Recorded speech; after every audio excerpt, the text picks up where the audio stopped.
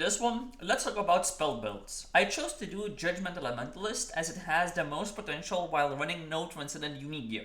That mainly comes from Alyssa Relic that gives a buff called Hellfire. Hellfire can be crafted on rings as Authority Affix and as Alchemy Lowcraft on almost every single piece of gear. The math for the Hellfire is insanely good. 10% of Hellfire effect is equal to 1% damage amp and 1% fire penetration. Most of the Hellfire effect modifiers can roll up to 100%.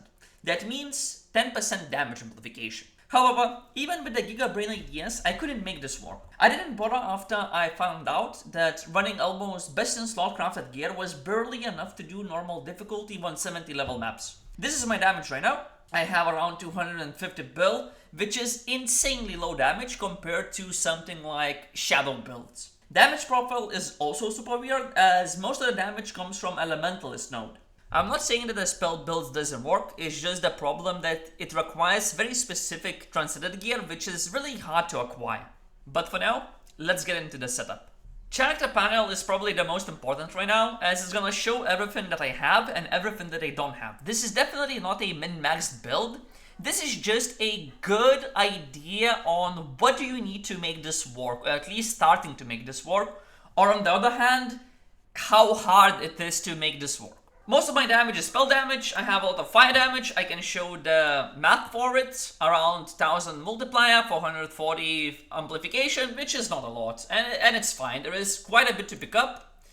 After that, I have almost maxed up cast speed, hit rate, a little bit of critical, not too much critical, as I crafted a Vanished Starlight staff, which was not really a good choice in here.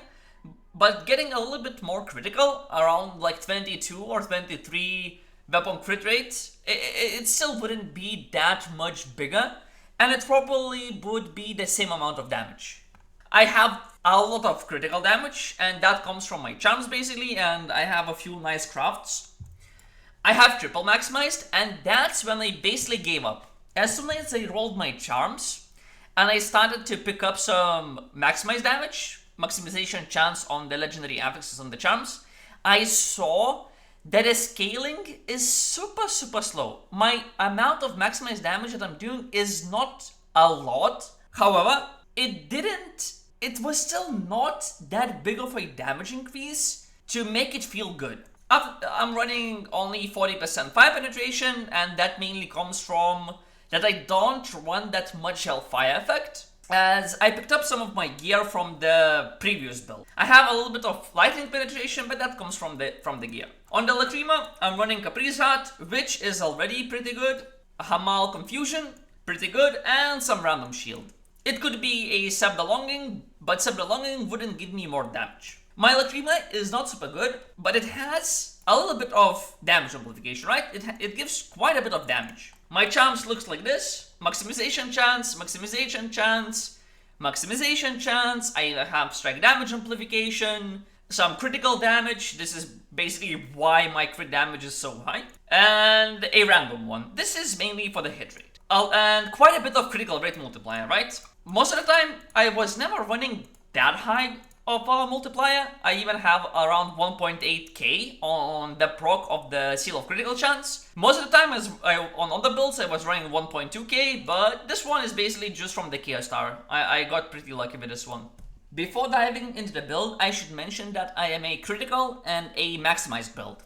I am basically a hybrid build. I do both types of damages. What I want to start with is the jewels. You really want to have a fire energy effect jewels as soon as you can. This is a huge damage increase early, and before you can do a black jewels for damage amplification, this is a really nice one to have.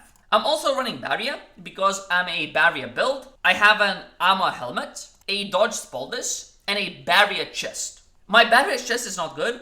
Instead of HP, this is supposed to be a gear barrier multiplier. But the idea is, if you're running a two-hander, you will want to pick up those blue jewels with barrier multipliers. Of course, this could be more damage, but it's really hard to scale a barrier when you are running only crafted gear.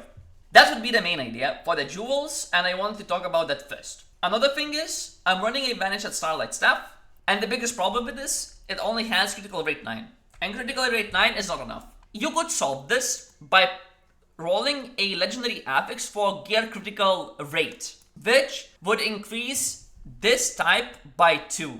The critical rate on the weapon by 2. And it would actually be better than running a attack and spell damage multiplier on the legendary affix. You can also get it on ancient if I remember correctly, so there is a way to make this better.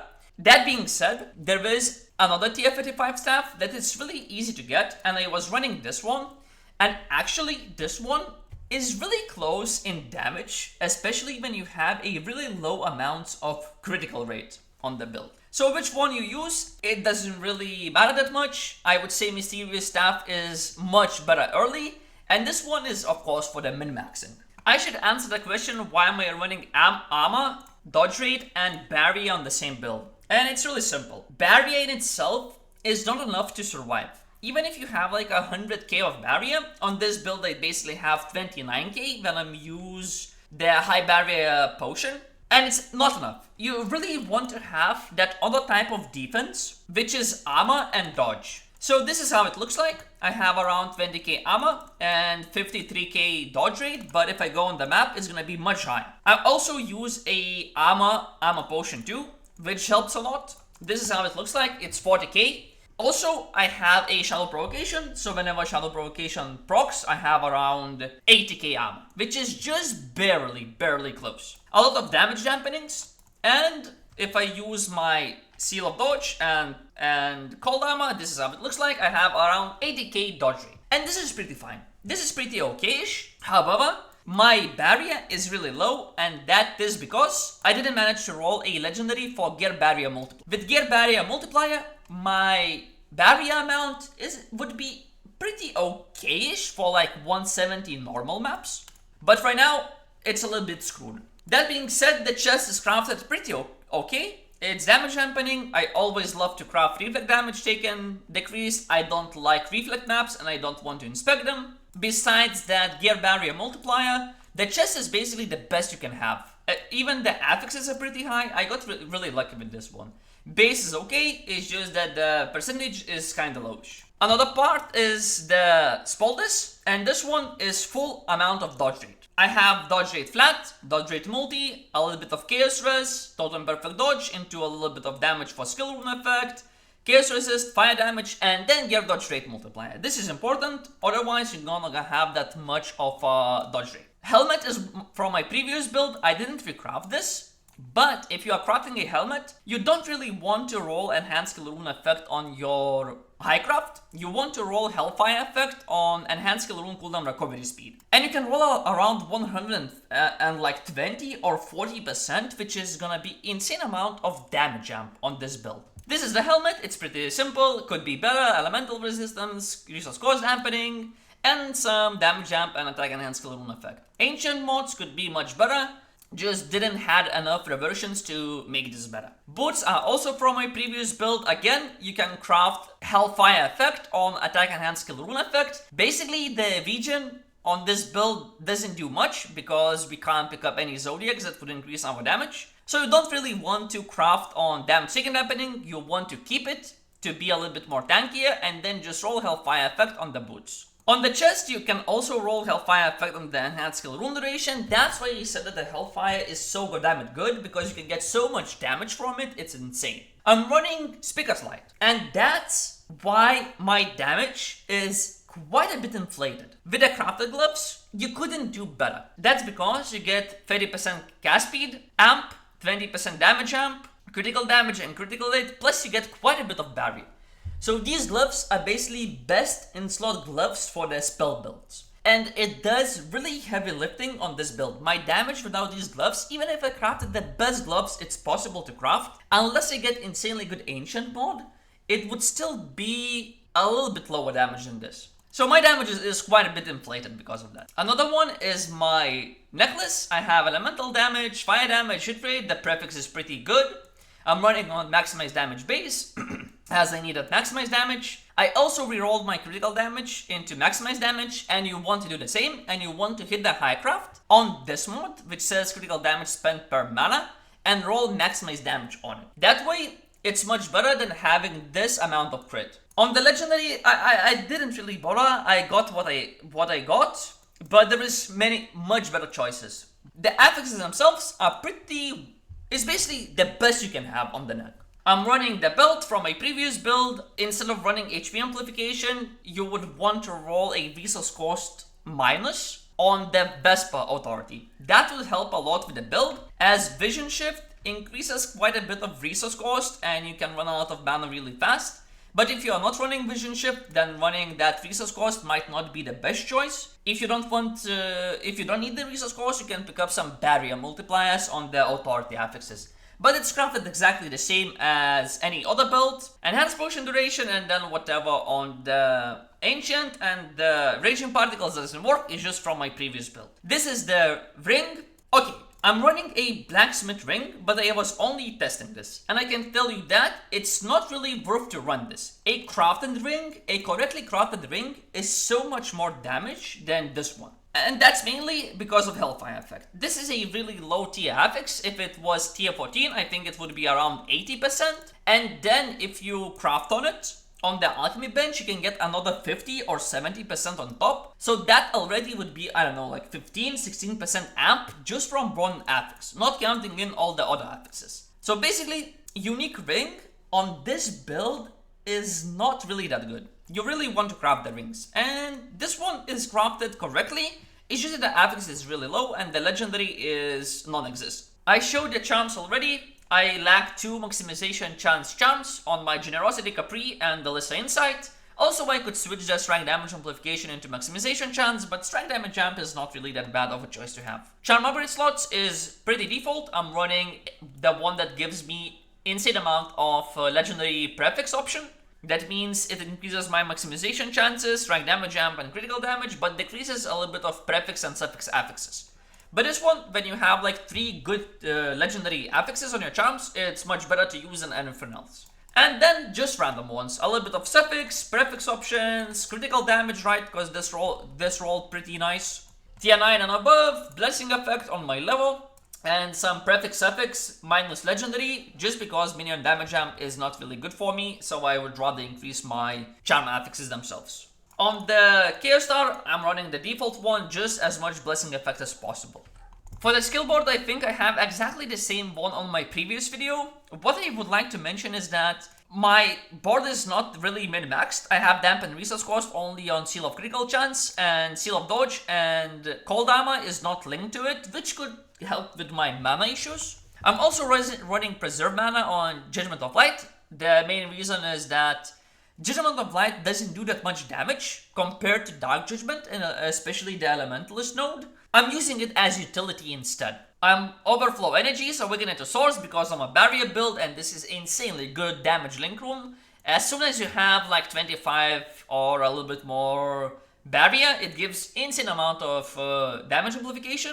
2 Ignition Explosions, both are Awaken it to Origin, even though on the Dark Judgment it could be Awaken it to Source for a little bit more damage amp. Instead of running Verity Awakening on the Dark Judgment, I'm running Source Awakening for extra projectile count, which is much better at this stage.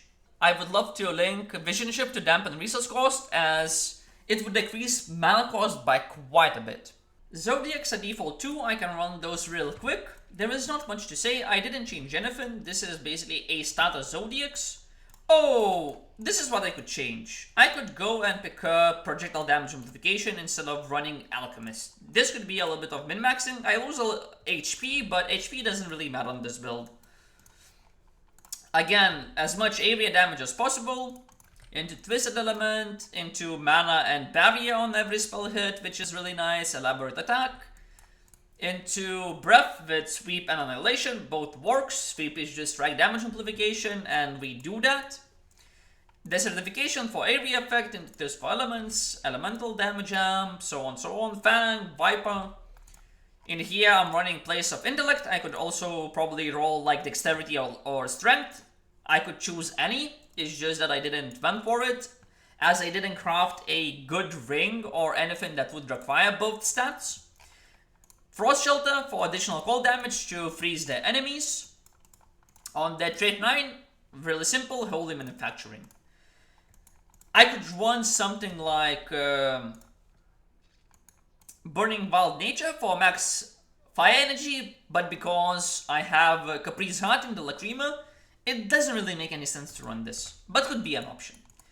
For the spec, I'm going Brilliance, running into Knowledge, damage upon spell amplification, and Ama upon an Elementalist upon Barrier activation.